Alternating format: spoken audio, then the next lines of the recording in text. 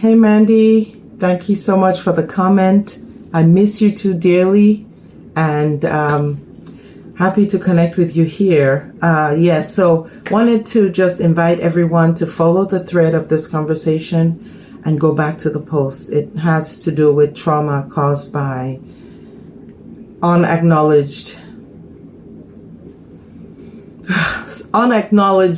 events of the past, how they still affect us now.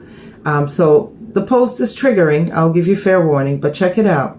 What I want to say here about ancestral healing is that I believe that there are three main parts that are important. There's more, but three main parts. First part is acknowledging the issue, acknowledging what happened, acknowledging the past, because we're speaking of a thing that's happened, even though in the case of racism, slavery, and its long-term post-effects, it's ongoing, but in different levels. So acknowledging what's happening or what happened.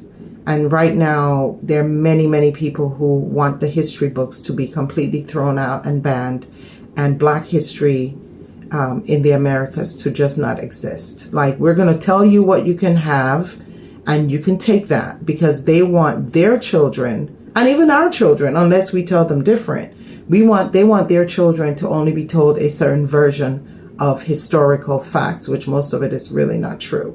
Okay, so there's acknowledgement, which in this case is not happening, because in the previous video, the blonde young lady is saying, oh, it was all hunky-dory, like the slaves were happy to be slaves. So acknowledgement is important. The second thing is owning what happened. So acknowledging it, owning it. Now, it's not the fault of the current living ancestors of slavery, of the owners of plantations. It's not incumbent on their current living ancestors to really say, oh yes, my great-great-grandfather did this, because they can't speak for him or on his or her behalf.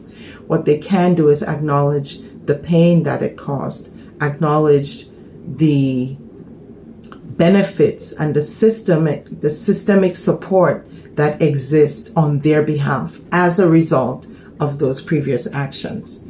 The third and most important is a move towards reconciliation. And what reconciliation here looks like to me, from my point of understanding, is just acknowledgement of the humanity of Black people.